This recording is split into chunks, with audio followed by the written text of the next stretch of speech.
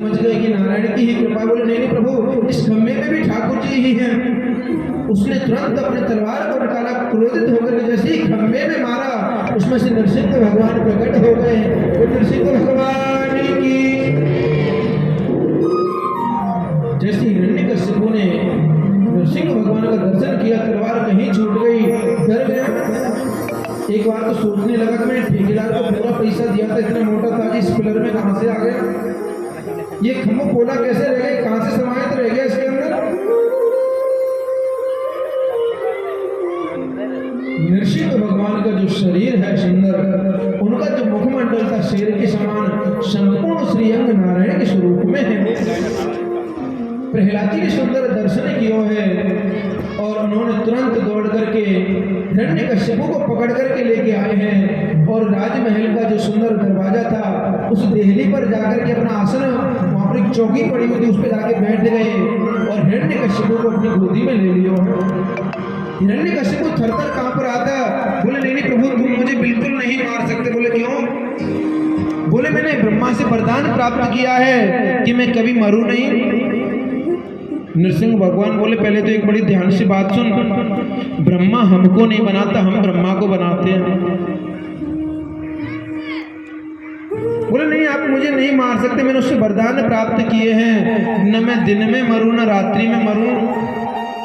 तो बोले कौन सा समय है? बोले संध्या काल है प्रभु, सायंकालीन है। बोले न दिन है न रात है। बोले नहीं नहीं, फिर भी आप नहीं मार सकते, मैंने वरदान प्राप्त किया है कि ब्रह्मा के द्वारा बनाए हुए जो 12 महीने उसमें से मैं किसी में भी नहीं मरूं। बोले तुझे कौन सा महीना चल रहा है? बोले मलमास पुरुषोत्तम मास चल रहा है। बोले भैया ये 13वां महीना मैंने तेरे ताई ही बनाया हुआ।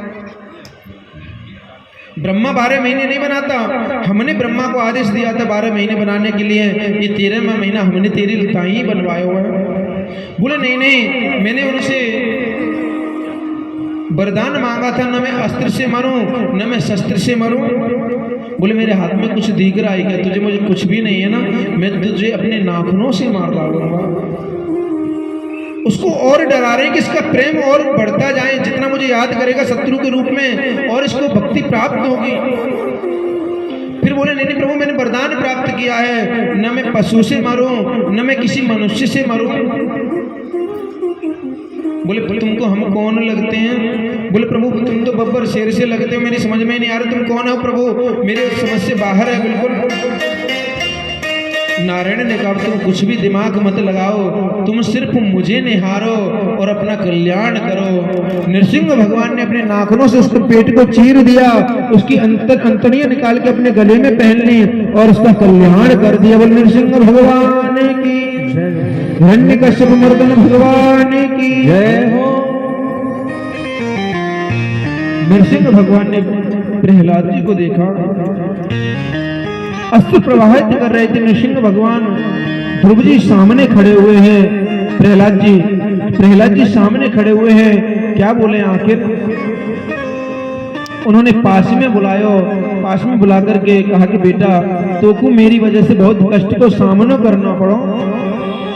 भागवत में लिखा है नरसिंह भगवान ने अपनी जिह्वा से प्रहलाद के गालों को चाटा है। इतना प्रेम क्यों? बापू अपनी गोद में बिठा लियो और बोले प्रहलाद वरदान मांगो, तुमको क्या चाहिए? योग चाहे तो योग दे डारूं, भोग चाहे तो भोग दे डारूं, मुक्ति चाहे तो मुक्ति दे डारूं, भक्त तो लेन न देन करे, बापू टारियो न जाए। भक्त जो होता है वो ठाकुर जी से कुछ भी नहीं मांगता।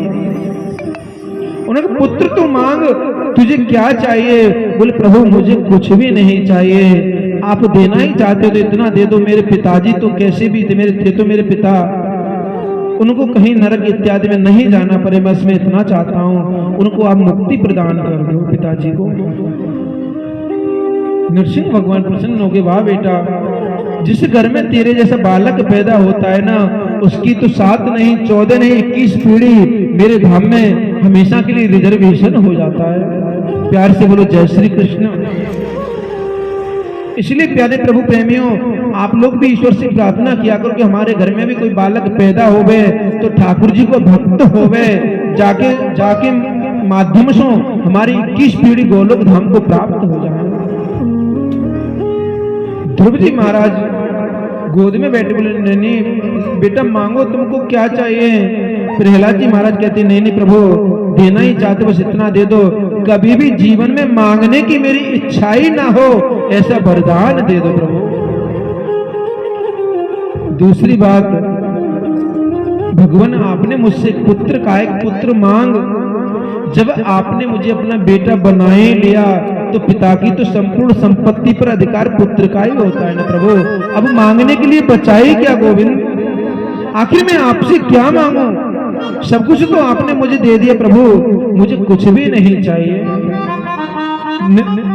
नृसिंह भगवान ने उनको सुंदर आशीर्वचन दिया है, सुंदर तरीके से उनको प्रसन्न किया है उनको, और उसके बाद में भक्ति का वरदान देकर के नरसिंह भगवान वहां से अंतर ध्यान हुए। मेरे सर पर रख दो काना, जय हो। मेरी सर पर रख दो काना, अपने दोनों हाथ। मैंने आपको बताया था ना, हाथ नीचे करके ताली क्यों नहीं बजाते? हमारे जो पाप कर्म होते हैं ना, ताली के माध्यम से बाहर निकलते हैं, और जब कोई हाथ नीचे करके बजाता है ना, तो पाप कर्म पड़ोसी की जेब में चले जाते हैं, पड़ोसी की तरफ चले जाते हैं। तो आप लोग ध्यान देना, कोई भी नीचे हाथ करके ताली बजाए ना, उसके हाथ ऊपर को कर देना कि भैया ऊपर हाथ कर ले, मेरी तरफ मत कर।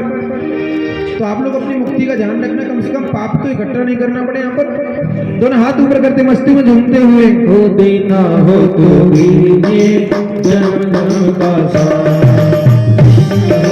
दीजिए जन्म जन्म का साथ, देना हो तो दीजिए जन्म जन्म का साथ, देना हो तो दीजिए जन्म जन्म का साथ। मेरे सिर पर रख दो काना, मेरे सिर पर रख दो काना, अपनी दोनों हाथ, देना हो तो दीजिए जन्म जन्म का साथ, देना हो तो दीजिए जन्म जन्म का साथ।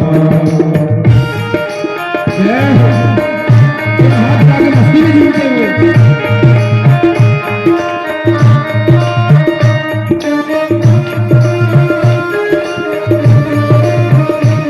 जय हो।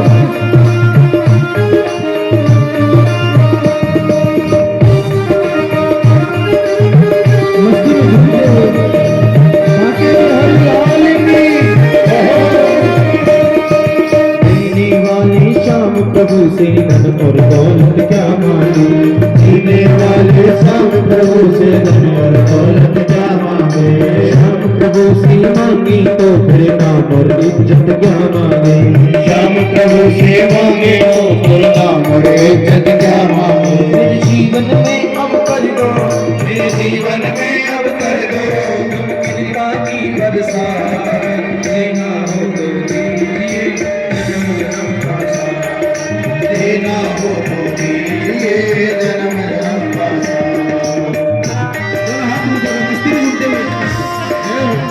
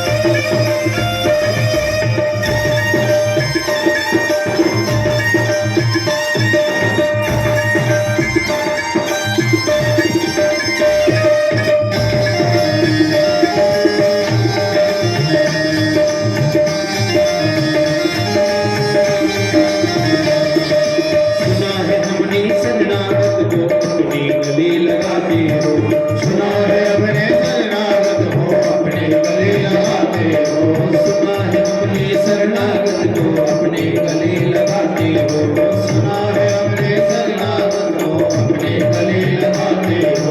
ऐसा हमने क्या मांगा जो देने से घबराते हो, ऐसा हमने क्या मांगा देने से घबराते हो, ऐसा हमने क्या मांगा जो देने में घबराते हो, ऐसा हमने क्या मांगा जो देने में घबराते हो। चाहे दुख में हो या सुख में, चाहे दुख में हो या सुख में, बस होती रही मुलाकात, देना हो तो दीजिए जन्म जन्म का साथ, देना हो तो दीजिए जन्म जन्म का साथ, देना हो तो दीजिए जन्म जन्म का साथ।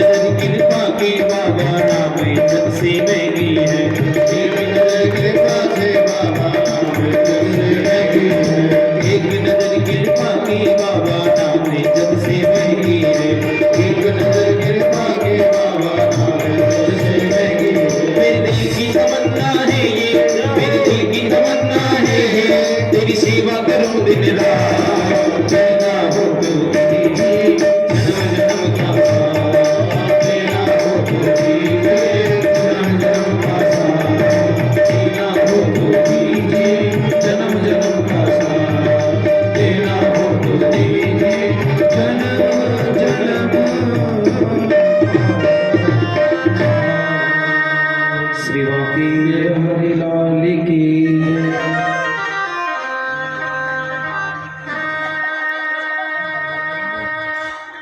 ठाकुर जी से यही मांगना चाहिए प्रभु, देना हो तो इतना दीजिए प्रभु, इस जन्म में तुम नहीं मिलो तो कोई बात नहीं।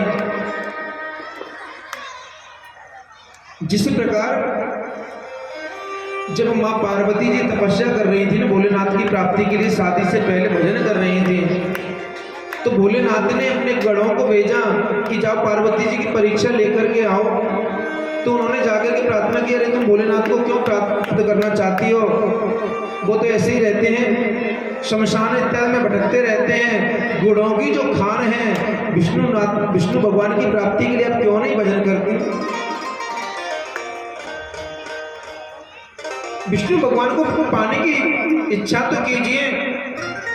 उन्होंने कहा नहीं नहीं, मेरे शंभु अवगुणों की खान क्यों न सही, कैसे भी सही, कोटि रगन हमारी बरहूं शंभु न तो रहो कुंवारी।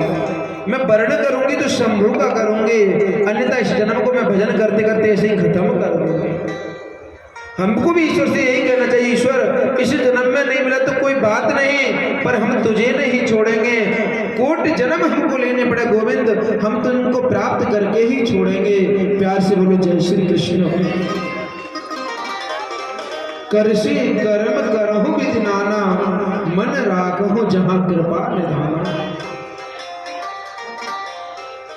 अपने हाथों से कर्म करिए, मन को वहीं पर रखिए जहां पर ठाकुर जी विराजमान रहते हैं। प्यार से बोलो जय श्री कृष्ण। एक बार और बोलिए ना प्रेम से। अच्छा, आपको एक बात पूछूं, सांसारिक लाला भी जब हमारे यहाँ पर आता है ना, तो उसका कोई टाइम टेबल नहीं होता ना आने का। कई कई दिन हॉस्पिटल के हम लोग चक्कर लगाते रहते हैं, पता चलता है बोला अभी कछूना है, नर्स से बात लगाते बोले ना अभी कछूना है, 2-2 दिन ऐसे ही निकल जाते हैं। तो ये तो जगत का जगदीश्वर आज हमारे यहाँ पर आएगा, तो आप लोग घड़ी बिल्कुल मत देखना। प्यार से बोलो जय श्री कृष्ण।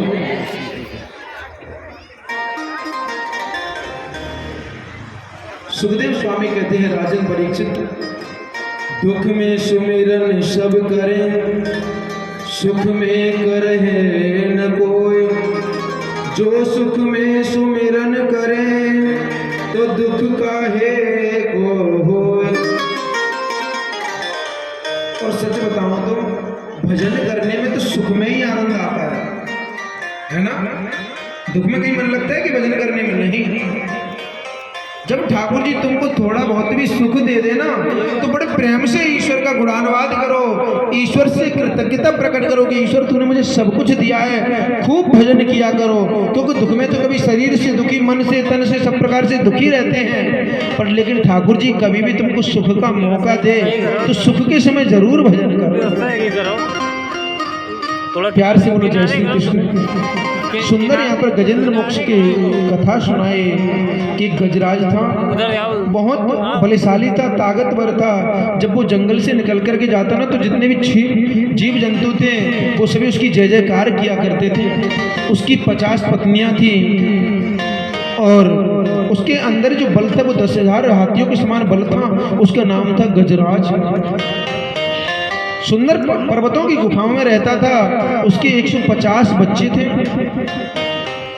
अपने परिवार के साथ आनंदित रहता। एक दिन उसने विचार किया कि आखिर मुझको हाथी को सबसे ज्यादा जल क्रीड़ा बहुत पसंद आती है। पत्नी बच्चों को लेकर के जल क्रीड़ा करने के लिए गए और तालाब में स्नान कर रहा था। अपनी सूंड में जल ले करके दूसरे अपनी पत्नियों पे फेंक रहा था। बच्चे एक दूसरे के ऊपर जल फेंक रहे थे, जिस प्रकार हम लोग स्विमिंग पूल में करते हैं ना। प्यार से बोलो जय श्री कृष्ण। सबसे गंदा पानी यदि कहीं होता है तो स्विमिंग पूल का होता है, और सबको पता होता है, लेकिन फिर भी हम लोग 5 स्टार होटल में 14-15 हजार रुपए पर डे का देकर के उसमें जाना पसंद करते हैं। ये कलयुग की वजह से हमारी बुद्धि ऐसी हो गई। प्यार से बोलो जय श्री कृष्ण।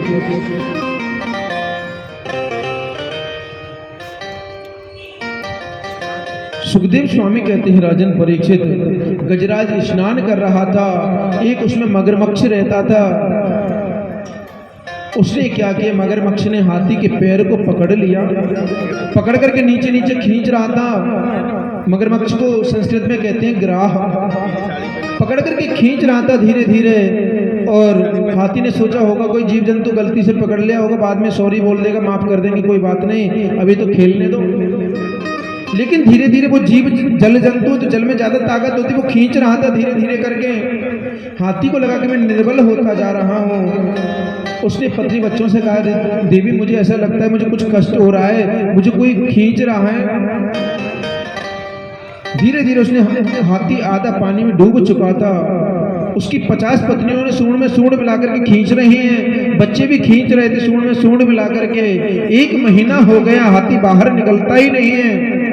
150 जो उसके पुत्र थे उन्होंने अपनी सूंडें निकाली और बोले, पिताजी तो बाहर निकलते नहीं, हमको और भी काम करने, हमको निकलने दो। अपनी सूंड निकाल करके अपनी जंगल की ओर चरने के लिए निकल गए, पेट भरने के लिए। गजराज के नेत्रों से अश्रुप्रवाह होने लगा। कहा पत्नियों से कि देखा देवियों, पहले मैं इन लोगों को भोजन सब कुछ कराता था, बाद में बचता तो मैं करता था। आज मेरी जब संकट की घड़ी आई तो मेरी संतान ही मुझे सबसे पहले छोड़ करके चली गई। उन्होंने कहा कोई बात नहीं पतिदेव, हम देखते हैं, हम आपको बाहर निकालेंगे। 50 पत्नियां निकलती पर वो नहीं निकला। 1 महीना और हो गया, पत्नियों ने देखा कि पतिदेव निकलते नहीं। उन्होंने भी अपनी सूंडें निकाली और वो भी चल दी उधर ही। आज गजराज के सामने सच्चाई सामने प्रकट हुए, नेत्रों से अश्रु प्रवाह कर रहा था कि इतने प्रेम से मैंने पत्नी बच्चों से प्रेम किया, इतने प्रेम से मैंने गोविंद को प्रेम किया होता तो आज वो मेरे सामने खड़ा होता, मुझे जरूर बचा लेता।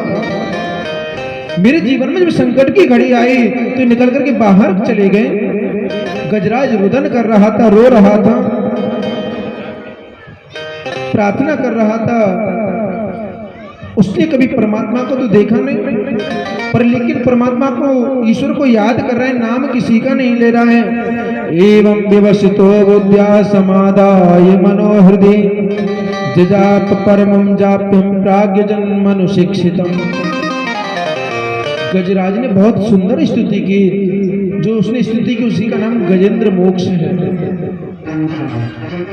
जब किसी का शरीर ज्यादा कष्ट पा रहा होता है ना, डॉक्टर भी हाथ खड़े कर देते हैं, केवल वो जीव कष्ट पा रहा होता है तो उसके लिए गजेंद्र मोक्ष का पाठ कराया जाता है, जिससे उसकी मुक्ति हो जाती है। इतनी सुंदर प्रार्थना की उन्होंने कि हे, मैं नाम किसी का नहीं लिया, बोले मैं उस परम ब्रह्म परमात्मा को याद करता हूँ जिसने इस संसार को बनाया, जिसका शरीर ही नहीं है, जो निराकार रूप में है, उस परमात्मा को मैं प्रणाम करता हूँ। जो साकार रूप में है, सगुण रूप में है, उस परमात्मा को भी मैं याद कर रहा हूँ। वो परमात्मा आकर के मेरी रक्षा करें। आकाश मार्ग से, स्वर्ग से सभी देवता दर्शन कर रहे हैं कि गजराज शायद हमारा नाम लेगो तो हम जाकर के जरूर बचाएंगे। ब्रह्मा जी भी देख रहे हैं ब्रह्मलोक से, यदि ये हमको पुकारेगा तो मैं जरूर जाकर के इसको बचाऊंगा। उसने नाम नहीं लिया। दुर्गा मैया भी खड़ी हुई हैं, बोली शायद मैया कह के मुझको बुलाएगा तो मैं जरूर जाऊंगी। भोलेनाथ भी खड़े हुए हैं, कछु नहीं तुझे भोले बाबा भी बोल देगा तो भी मैं चलो जाऊंगा, पर उसने नाम किसी का नहीं लिया। बोले नहीं नहीं, दुनिया बनाने वाले को मैं प्रणाम करता हूँ, वो आकर के मेरी रक्षा करे प्रभु, मुझे एक बार इससे बाहर तो निकाले। जब उसने कहा कि अजन्मा, जिसका कभी जन्म नहीं होता, मैं उसको प्रणाम करता हूँ प्रभु, आकर के मेरे प्राणों को बचाओ तो सही। मैं उस अनामी को प्रणाम करता हूं जिसके हजारों नाम होते हुए भी उसका नाम अनामी है। जैसे अनामी कहा, नारायण भगवान गोविंद गोलोक धाम में वहां पर भोजन कर रहे थे। लक्ष्मी जी सुंदर थाली लेकर के आई और सामने ला करके उनको सुंदर तरीके से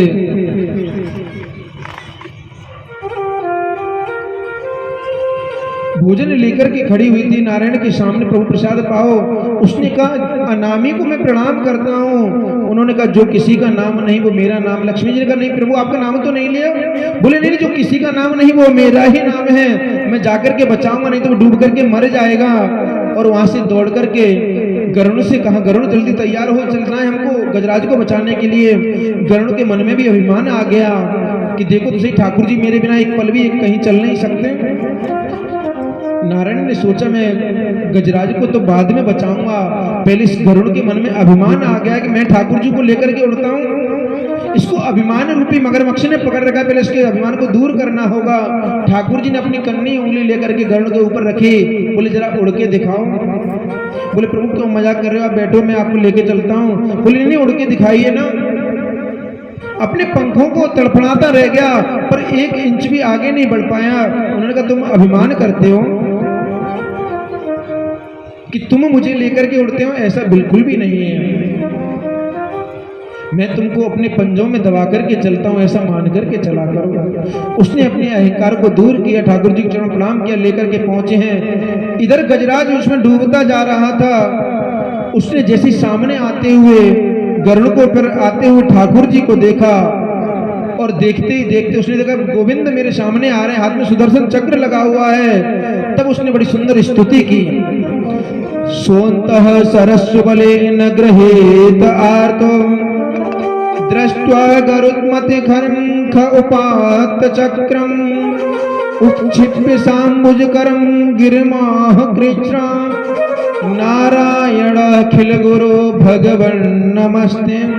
उसने देखा कि मुझे बचाने वाले नारायण आ चुके हैं। पास में एक कमल का फूल खिला हुआ था, उसने की सूंड जरासी बची थी जिससे श्वास ले रहा था। उसने अपनी सूंड को अंदर लिया है और अंदर से कमल की नाभि को तोड़ के कमल तोड़ा है और नारायण को सामने देकर के प्रार्थना की, नारायण अखिल गुरु भगवान नमस्ते, प्रभु मैं आपको अर्पण करता हूँ। ठाकुर नारायण भगवान ने तुरंत गजराज की सूंड को पकड़ करके तालाब के सरोवर के बाहर निकाला, उसको बाहर किया है, उसको पैर को पकड़ करके मगरमच्छ भी बाहर आया है। मेरे गोविंद ने सुदर्शन चक्र से उस मगरमच्छ की गर्दन का उद्धार किया, मगरमच्छ का उद्धार किया है। सुखदेव स्वामी कहते हैं राजन परीक्षित एक बात बताओ, नारायण ने किसको मुक्ति प्रदान की? मगरमच्छ को दी कि गजराज को प्रदान की? परीक्षित जी महाराज बोले नहीं गुरुदेव आप ही समझाइए ना। बोले नहीं नहीं, मेरे गोविंद ने पहले मुक्ति मगरमच्छ को प्रदान की, ग्राहक को प्रदान की। क्यों? कि बोले आखिर इसने किसके चरण पकड़े हैं? इसने मेरे भक्त के चरण पकड़े हैं। पहले भक्त का उद्धार नहीं, जो भक्त के चरण पकड़ने वाला है उसका उद्धार मैं पहले करता हूं। प्यार से बोलो जय श्री कृष्ण। बाद में उद्धार उनका किया है उन्होंने। प्यार से बोलो राधे राधे। एक बार और बोलिए प्रेम से। सुखदेव स्वामी कहते हैं राजन परीक्षित, ठाकुर जी के चरणों में, ठाकुर जी की कृपा के माध्यम से हम लोग ठाकुर जी को जो फूल माला अर्पण करते हैं, और फूल माला ठाकुर जी की चढ़ी हुई गोस्वामी लोग, संत ब्राह्मण लोग हमको दे देते हैं, गले में पहना देते हैं ना, तो उस माला को संभाल के रखो, या फिर किसी वृक्ष की जड़ में डाल दो जहां पैर नहीं पड़े, या बहते हुए जल में प्रवाहित कर दो। एक बार क्या हुआ, दुर्वासा ऋषि के आश्रम पर इंद्र पधारे। दुर्वासा ऋषि ने ठाकुर जी की प्रसादी माला लेकर के इंद्र के गले में डाल दी। इंद्र ने वो माला लेकर के अपने ऐरावत हाथी के गले में पहना दी। हाथी ने वो माला तोड़ करके पैरों में कुचल करके नष्ट कर दी, जिसका परिणाम क्या हुआ? परिणाम स्वरूप जो देवता लोग थे त्रिलोकी उनको अपने हाथ से खोनी पड़ी। प्रहलाद जी महाराज जिनकी अभी हम कथा सुन रहे थे, उनके पौत्र थे राजा बलि। राजा बलि ने एक दिन क्या किया, गुरुदेव के चरणों में, शुक्राचार्य के चरणों में प्रणाम किया। गुरुदेव जो देवताओं के पास जो त्रिलोक है वो मैं लेके आना चाहता हूँ। उन्होंने कहा गौ सेवा करो, गुरु सेवा करने से, गौ सेवा करने से तुम जरूर त्रिलोकी पर विजय प्राप्त करोगे। एक दिन उन्होंने सुंदर गुरुदेव की भक्ति की, गुरुदेव ने आशीर्वचन दिया और गए हैं देवताओं से त्रिलोकी लाकर के अपने गुरुदेव के पास में विराजमान किए हैं। अब तो देवताओं को बड़ा कष्ट हुआ कि हम लोग कहाँ रहेंगे, कैसे रहेंगे। देवताओं की जो मैया है अदिति, अदिति ने कश्यप ऋषि से प्रार्थना की कि गुरुदेव पतिदेव मेरे बच्चों से मेरी संपत्ति थी उसको दानव लोग लेकर के चले गए, राजा बलि इत्यादि। अब कैसे वापिस हो गए? प्रभु कोई गर्भ धारण कीजिए ना। उन्होंने सुंदर एक पयोव्रत बताया कि सुंदर व्रत रखा ना। पयोव्रत जो होता है वो फाल्गुन के महीने में होता है, शुक्ल पक्ष में ही, प्रतिपदा से लेकर के त्रयोदशी के बीच में। प्यार से बोलो जय श्री कृष्ण। अभी भी फाल्गुन ही चल रहा है ना, और शुक्ल पक्ष चल रहा है। उसमें भी आज पंचमी तिथि और गुरुवार, आज का इतना सुंदर शुभ संयोग है प्यारे प्रभु प्रेमी। उसके बारे में सरस्वती जी भी वर्णन करें तो वो थक सकती हैं। कितने सुंदर खाटू स्वामी जी की प्रतिष्ठा हुई, और आज ही उनका नंद उत्सव मनाया जाएगा। और इतनी सुंदर सुंदर नृसिंह भगवान के जन्म की कथा, अभी वामन भगवान के जन्म की कथा हम लोग सुनेंगे, परशुराम जी के जन्म की कथा, राम जन्मोत्सव मनाएंगे, कृष्ण जन्मोत्सव मनाएंगे। आज का दिन कोई साधारण नहीं है, ये हमारे पूर्वजों के पितरों की तपस्या का फल है। प्यार से बोलो राधे राधे। परीक्षित जी में क्या सुना रहा था मैं भूल गया।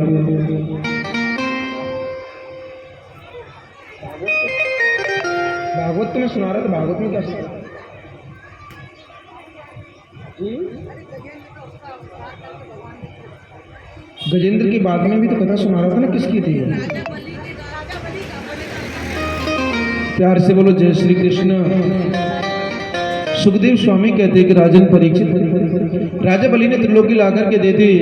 इधर अदिति मैया ने कश्यप ऋषि से प्रार्थना की थी। प्रार्थना के माध्यम से उन्होंने एक पयोव्रत बताया, सुंदर तरीके से उन्होंने व्रत रखा।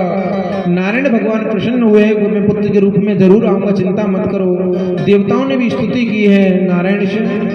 नारायण ने कहा तुम चिंता मत करो, मैं बामन के रूप में आऊंगा और तुमको जरूर ला करके दूंगा।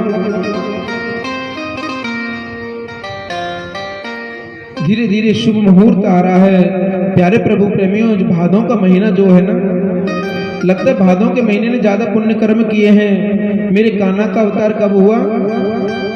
भादों में। और दाऊ दादा बलराम जी का जन्म कब हुआ? उनका भी भादों में हुआ।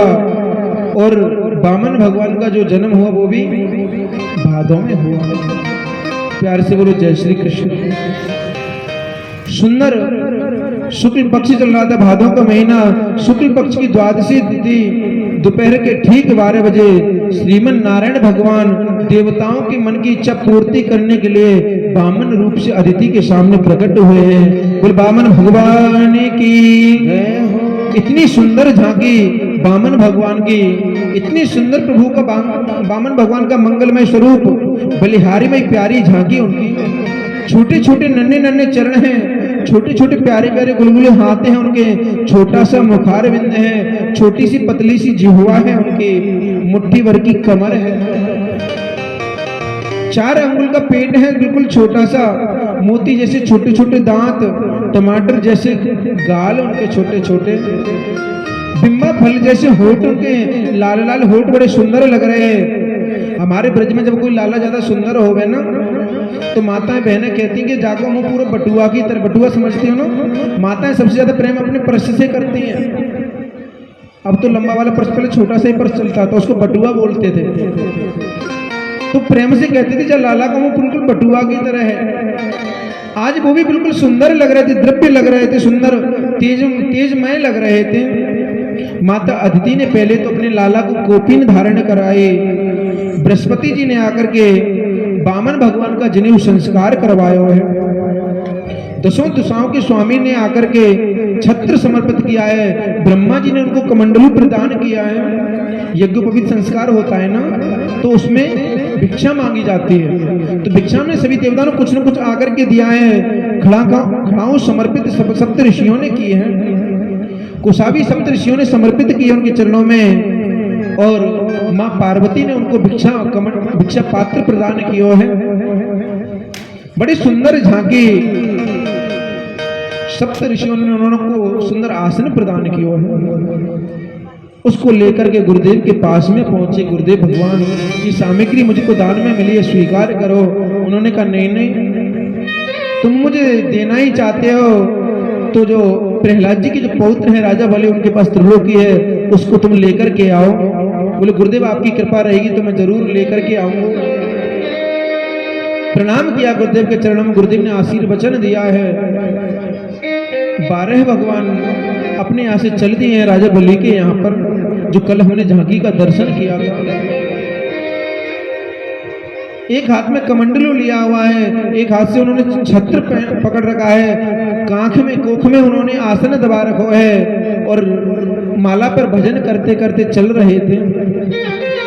जहां पर राजा बलि यज्ञ पर यज्ञ किए जा रहे थे, यज्ञ मंडप बना हुआ था सुंदर, शुक्राचार्य जो उनके गुरु हैं यज्ञ करा रहे थे। राजा बलि ने दूर से ही नजर डाली कि कोई ऐसा महसूस हो रहा था मानो कोई सूर्य चल करके यज्ञ मंडप की तरफ आ रहा हो, इतना सुंदर तेज पुंज निकल करके आ रहा था। राजा बलि ने कहा गुरुदेव ऐसा लगता है कि आज मेरे पितर प्रसन्न हो गए, कोई ऋषि मुनि मुझे लगता है मेरे को प्रसन्न करने के लिए आ रहा है प्रभु। शुक्राचार्य ने कहा जरूर कोई न कोई तेजमय जीव लग रहा है, कोई न कोई जरूर कोई बड़ा उत्तम प्राणी दिखे मोको। धीरे धीरे यज्ञ मंडप की तरफ पधारे। राजा बलि निकल करके आए यज्ञ मंडप से और आकर के साष्टांग दंडवत कियो, प्रणाम कियो, प्रभु में प्रणाम करो, पर वो कुछ बोले नहीं। बामन भगवान माला पर जाप करिए जा रहे थे। बोले प्रभु आपका कहाँ से आना हुआ, कहाँ जा रहे हो, किधर जा रहे हो, आप कौन हो, कहाँ से आए हो, बताओ तो सही। बामन भगवान ने सोचा कि जब काऊ से कछु लेने होगा तो कछु दिखावा तो पहले करना पड़ेगा, कछु ऐसा नाटक करूं जहाँ से जाके भक्ति और जागृत हो। वो नेत्र बंद करके माला पर माला जाप करते जा रहे हैं। बोले प्रभु आपको क्या चाहिए, आप कहाँ से आए हो बताओ तो सही। शुक्राचार्य जी के गुरुदेव के चरणों में प्रणाम करके कहा गुरुदेव ये नन्हा से बालक कुछ बोलता क्यों नहीं, कितना सुंदर है, मुझे आज ऐसा लग रहा है मेरे पितर प्रसन्न हो गए। मैंने अभी तक जितने भी यज्ञ किए आज ऐसा महसूस हो रहा है कि सभी यज्ञों का फल मेरे सामने प्रकट हो गया, ये बोलता क्यों नहीं। शुक्राचार्य जी ने कहा नहीं नहीं, अभी उनकी माला पर जाप चल रहा है ना, जब तक माला पूरी नहीं होती बीच में नहीं बोलना चाहिए। प्यार से बोलो जय श्री कृष्ण। एक बार और बोलिए प्रेम से, एक बार और बोलिए। सुखदेव स्वामी कहते हैं माला पर जाप कर रहे थे, उन्होंने प्रार्थना की कि प्रभु आप मुझसे मांगे, मैं आपको कुछ देना चाहता हूँ। दानियों में भी राजा बलि का नाम आता है, आप जो मांगोगे वो मैं आपको प्रदान करूंगा। आप कहाँ से आए हो बताओ तो सही। जब ज्यादा उसने प्रार्थना की, वामन भगवान ने देखी इसकी शक्ति बढ़ती जा रही, भक्ति भी बढ़ रही है मेरे प्रति। बोले प्रभु मोकू कछु भी ना चाहिए राजा बलि, मैंने सुनना तुम्हारे दादा परदादा प्रहलाद जी बहुत बड़े दानी रहे, आप दान दे दोगे तो कोई बड़ी बात नहीं है, पर मुझे जरूरत बिल्कुल नहीं है। भजन करने के लिए माला की जरूरत है, सो मैं भजन कर लूं, और आसन मेरे पास में, इस पे बैठ के भजन हो जाता है। वर्षा होती है तो छत्र मेरे पास में है, और जल इत्यादि पीने के लिए कोई सामग्री की जरूरत है तो कमंडलू मेरे पास में है, मुझे कुछ भी नहीं चाहिए। बोले नहीं नहीं, आज आप खाली हाथ बिल्कुल भी नहीं जाओगे। कोई क्या कहेगा कि राजा बलि के यहाँ से खाली हाथ चले गए। आप प्रभु बोलिए तो सही, आपके लिए मैं सुंदर गांव की रचना कर दूंगा, एक गांव बसा दूंगा, आप आराम से रहना, और एक महल बनवा दूंगा, आप उसमें बड़े प्रेम से रह के भजन करना। बोले नहीं नहीं भैया, हमको भजन के लिए सब कुछ है हमारे पास, हमको कुछ भी नहीं चाहिए। राजा बलि कहते नहीं नहीं प्रभु, आज आपको जरूर मांगना होगा, मैं आपको जरूर दूंगा। प्रभु मांगिए तो सही, आपको 10-20 हजार गाय दे दूं स्वर्ण से, उनके सिंग मड़वा के, उनके चरण मड़वा के, आप बोलिए तो सही। आपके लिए एक सुंदर गांव की रचना कर दूंगा, उसमें महल बनवा दूंगा, आपका विवाह भी नहीं हुआ होगा तो मैं आपकी शादी भी करा दूंगा। हमारे यहाँ हर साल 100-200 कन्याओं का विवाह कन्यादान होता रहता है, तुम्हारा भी हम पंडित जी विवाह करा देंगे, आप मांगिए तो सही। अपनी पंडितानी के साथ में आराम से रहना। वामन भगवान बोले चलो मांगना फांगना तो बात की बात है, तुम हमारा पहले विवाह ही करा दो, सब चीज बाद में देखी जाएगी। बोले आप विवाह करा दोगे तो पंडितानी रहेगी कहाँ। बोले आपके लिए सुंदर महल बना देंगे ना, आश्रम से रखना उसमें। बोले अच्छा। तो बोले जब विवाह हो जाएगा तो 2-4 बच्चे भी होंगे। राजा बलि बोले प्रभु वो तो तुमको पता होगा कि 2-4 होंगे कि 10-20 होंगे, मुझे कुछ नहीं जानकारी। तो बोले नहीं नहीं, मैं तो इसलिए पूछ रहा था वो फिर पढ़ने कहाँ जाएंगे, उनकी पढ़ने की सुविधा कहाँ होगी। बोले हमारे हिरण्यकश्यप दानव वेद विद्यालय है ना जो, उसमें हमेशा पढ़ते रहेंगे, आप चिंता मत करो। वामन भगवान बोले वो बात तो ठीक है, पर एक बात बताओ, जब 2-4 बालक होंगे तो वहां में से एक आध मर भी सके। बोले हाँ प्रभु ये तो ठाकुर जी की इच्छा है, हाँ एक आध जन्मता है तो मर भी सकता है। तो बोले प्रभु मरने के बाद में रोया जाता है ना, हमने सुना। बोले हाँ। तो बोले रोने की व्यवस्था क्या करोगे। राजा बलि बोले पंडित जी महाराज जब बच्चा तुम्हारा मरेगा तो तुमको रोना पड़ेगा, रोने वाले में किराए पे थोड़ी बुलाऊंगा। वामन भगवान बोले भैया जिस वजह से हमको रोनो पड़े ऐसा काम हमको बिल्कुल भी ना करना भैया, तू अपने पास रख संपत्ति, हमको कुछ भी नहीं चाहिए। राजा बलि को बड़ा गुस्सा आया कि देखो तो सही, जैसे तैसे तो मैंने इनको तैयार करके लाया और 1 मिनट में इन्होंने मना कर दिया। बोले नहीं नहीं प्रभु आप मांगिए, मैं आपको देना चाहता हूँ प्रभु, आज मेरी बहुत ज्यादा इच्छा हो रही है। उन्होंने कहा गुरुदेव इनको देखिए तो सही, बिल्कुल भी मैं इनको कहता हूँ मेरे को 10,000 गाय दे दूंगा, गांव दे दूंगा, ये मांगे तो सही। लोग क्या कहेंगे कि राजा बलि के यहाँ पर गए और खाली हाथ चले गए, मेरी बेइज्जती होगी। प्यार से बोलो जय श्री कृष्ण। अब कोई आगे से उठ करके बिल्कुल भी नहीं जाएगा, और जाएगा तो पीछे जाकर के बैठेगा। प्यार से बोलो हरि बोल। सुखदेव स्वामी कहते हैं राजन परीक्षित, कथा कहाँ चल रही, मैं वास्तव में भटक जाता हूँ। सुखदेव स्वामी कहते राजन परीक्षित, राजा बलि वहां पर खड़े हुए हैं, बलि ने जाकर शुक्राचार्य जी के चरणों में प्रणाम किया, प्रभु ये तो कुछ मांगता ही नहीं, मैं इसको देना चाहता हूँ, इसको देखिए तो सही। उन्होंने मना किया नहीं नहीं हमको कुछ भी नहीं चाहिए।